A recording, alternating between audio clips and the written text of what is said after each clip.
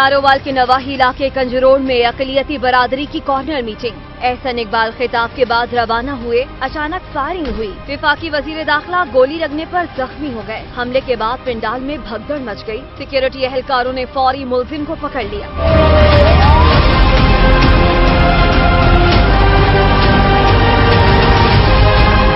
एहसन इकबाल को डीएचक्यू अस्पताल नारोवाल ले जाया गया। गोली बाजू से होती हुई पेट में पेवस्त हो गई। डॉक्टर्स ने उन्हें लाहौर रेफर कर दिया। वजीर दाखिला के लिए वजीर आला का खुसूसी हेलीकॉप्टर भिजवाया गया।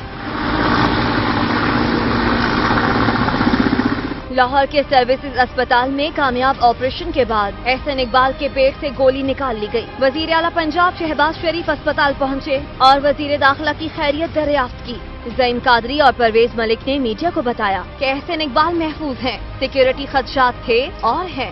सिक्योरिटी के बारे में भी खदशात थे।